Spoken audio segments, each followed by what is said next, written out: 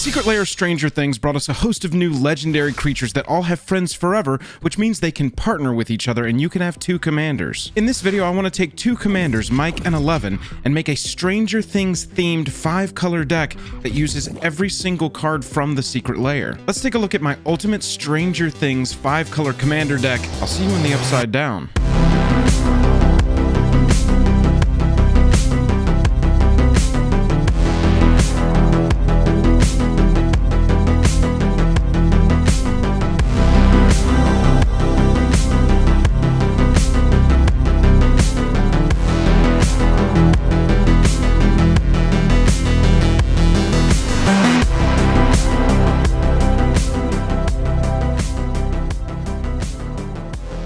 Special thanks to our Patreon supporters who power our channel. Check out our Patreon for monthly giveaways, exclusive content, and even a starring role in our fan fight series. Link in the description below. Hello and welcome to the day. Thank you for spending your time with us. Welcome back to another episode of Jake and Joel Are Magic. I am Joel.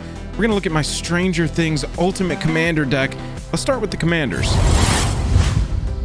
Mike, the Dungeon Master, is one of our two partners that's going to get us to 5 colors, a white, a green, and one other for a legendary human 2/2. Mike has this fantastic ability. Pay 2, tap it.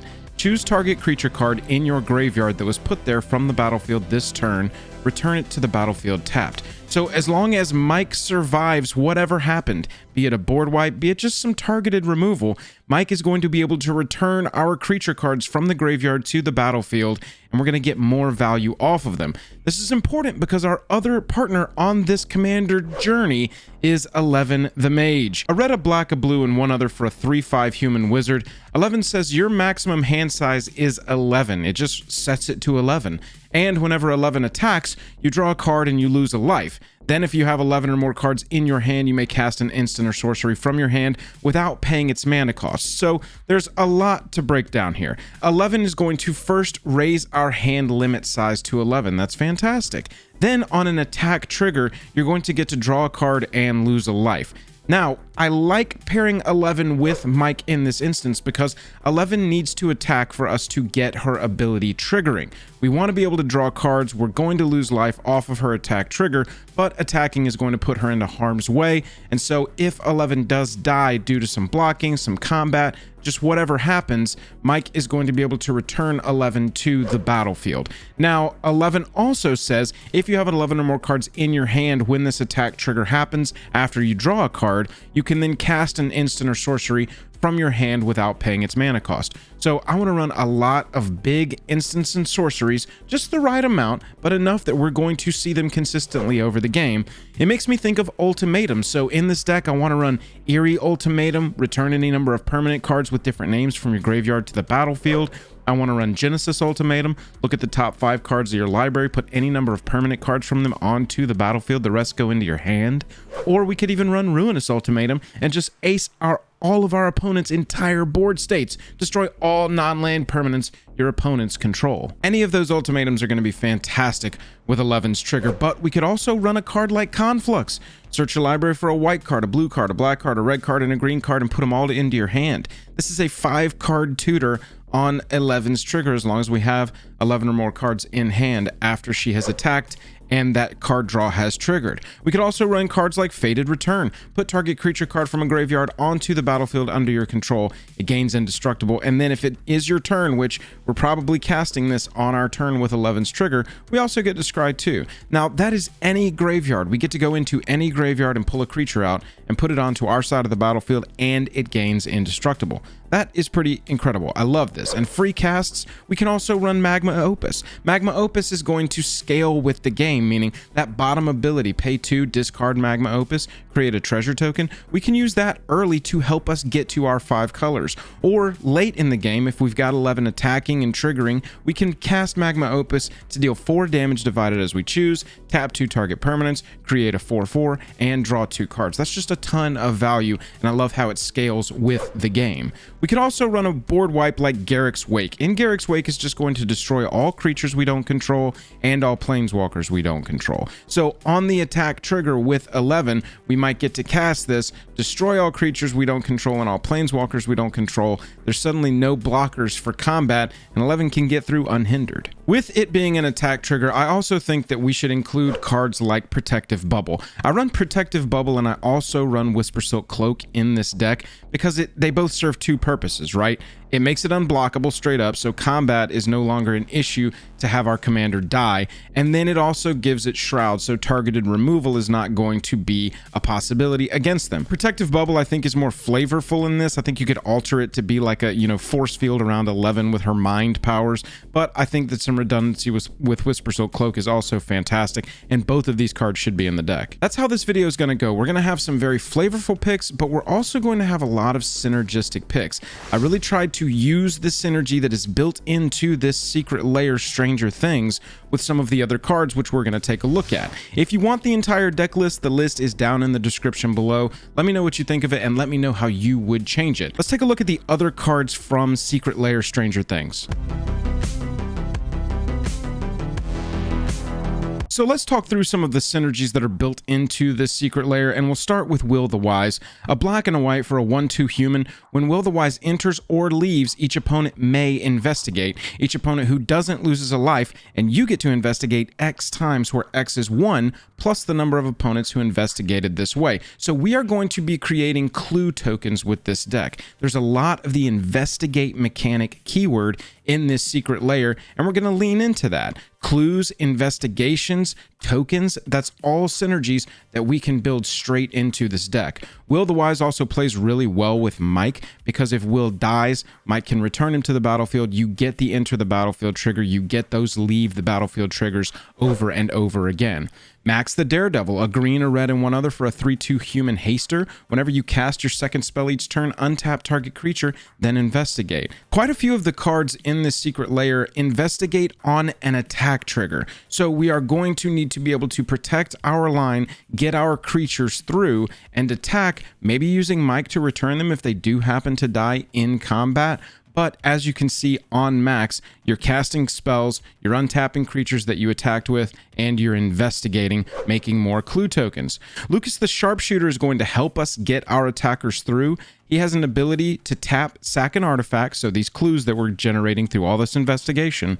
Lucas deals a damage to a target creature, so it could ace a mana dork, but that's not really what we want to do here. We like that last line of text, goad that creature, which means that creature is going to have to attack on the next combat, and it has to attack somebody other than you, a different opponent than you. Lucas is fantastic, one of my favorite inclusions in this layer, a red and a blue for a 1/3 human here. This is a fantastic synergistic inclusion into this layer, and I love how they've built all of these cards to really play well with each other in one cohesive deck.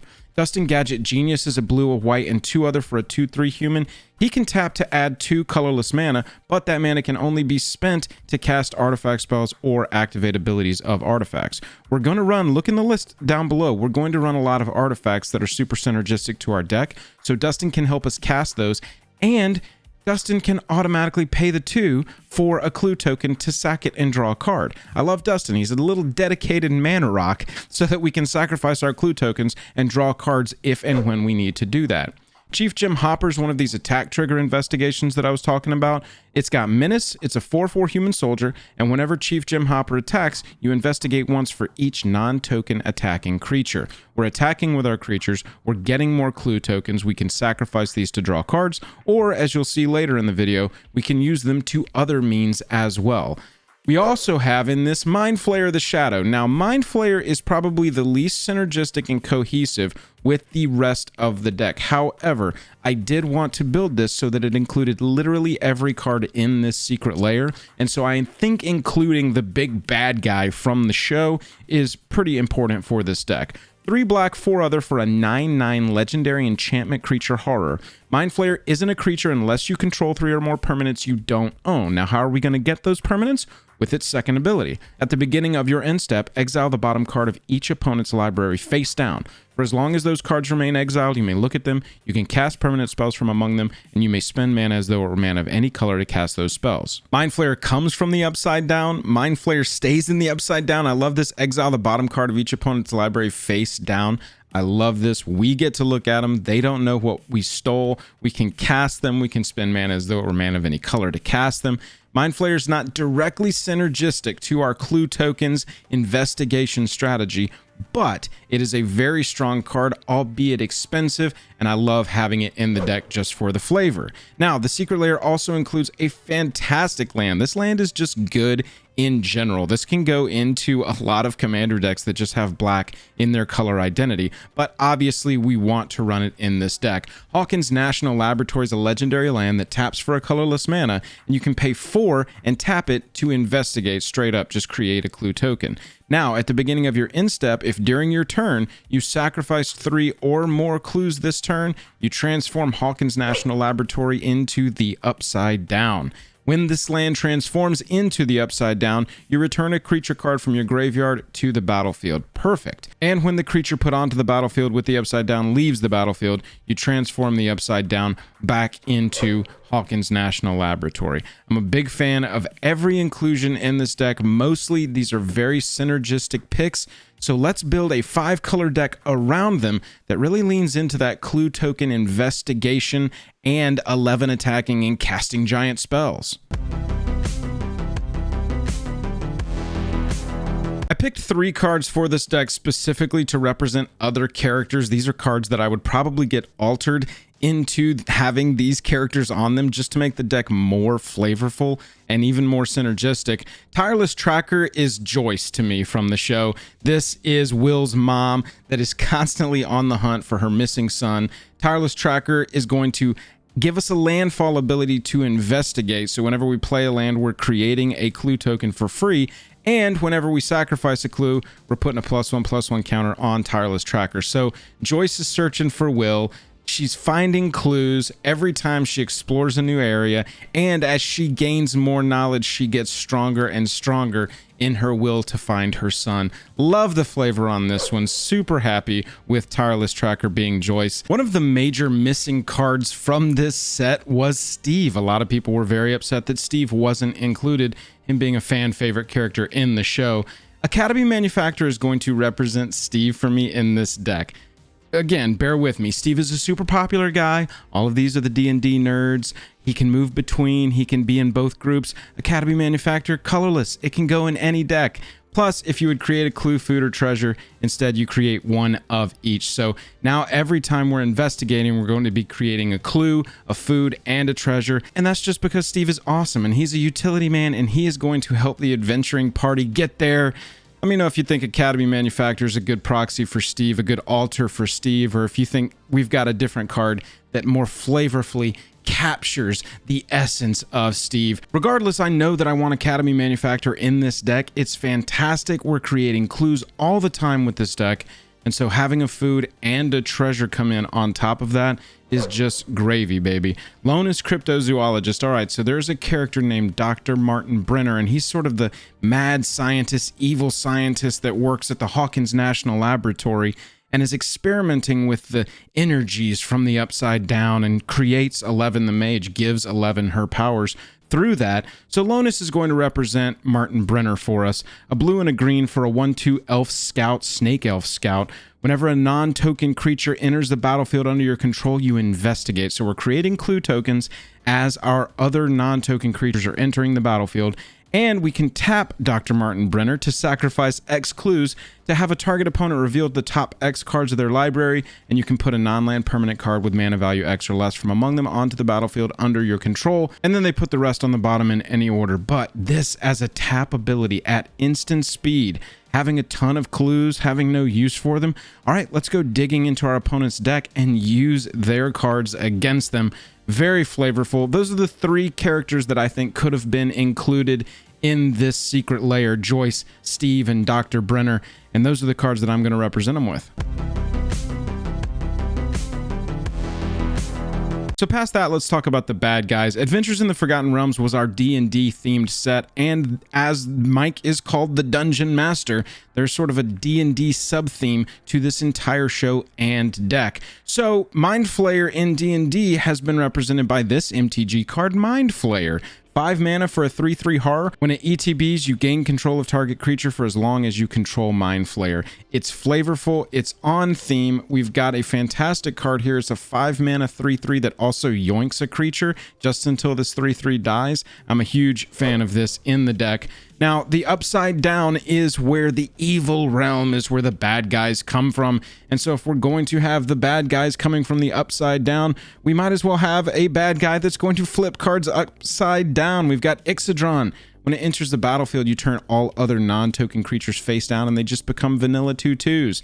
Now, the power and toughness of Ixodron are each equal to the number of face-down creatures on the battlefield. Really love Ixodron. Super flavorful to have all of these characters enter the upside down when Ixodron enters the battlefield.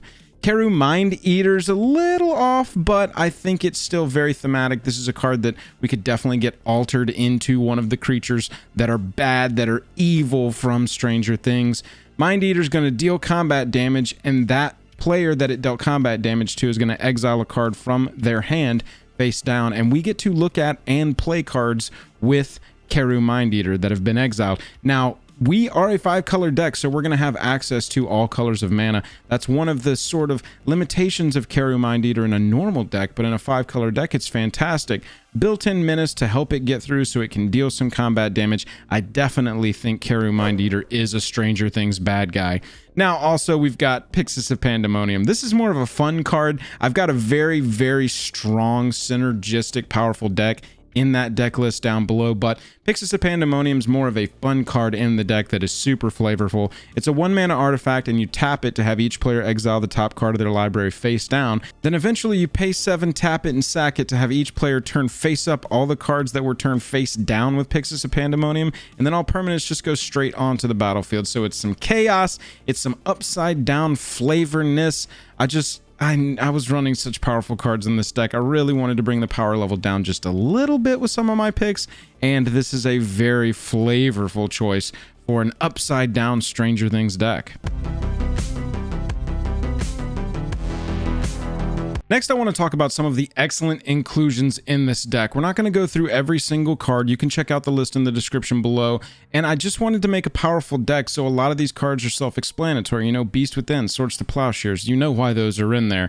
So let's talk about some of the more synergistic, excellent inclusions specifically for this deck. And we'll start with Erdwall Illuminator. Whenever you investigate for the first time, each turn you investigate an additional time. So this is just going to be doubling our clue tokens and is generally good in an investigate deck. Broodstar I love because it's got affinity for artifacts, which means it costs 1 less to cast for each artifact you control. We are creating a ton of artifact clue tokens, and that means that Broodstar hopefully is going to just cost 2 blue mana for us to cast. And then it's a big flying beat stick. Eat power and toughness equal to the number of artifacts you control. This can just be a nice beady finisher or a big beefy flyer to help you guard your line.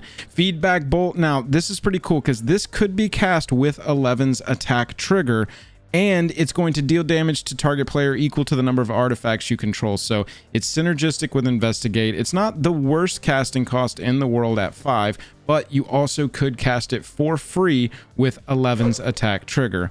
I also think Eloise Nephalia Sleuth is required in this deck. Whenever another creature you control dies, you investigate, and whenever you sacrifice a token, you surveil 1. This is fantastic. I haven't yet picked out exactly which character I would have Eloise Nephalia Sleuth altered into from Stranger Things. Why don't you let me know what Eloise could be, who Eloise could be from the show down in the comments below. Regardless, we're including it in an investigation deck.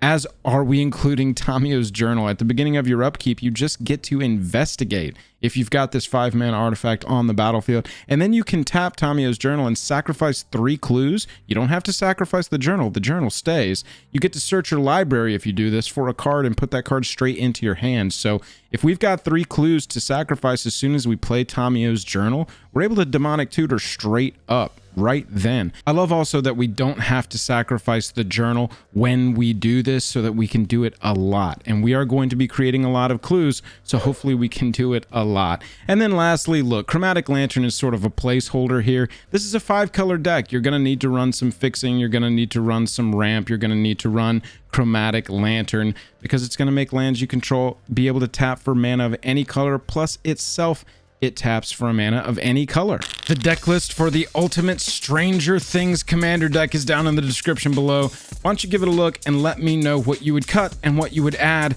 Let's make the ultimate deck together. Other than that, if you liked the video, hit that like button, hit that subscribe button, all the YouTube stuff.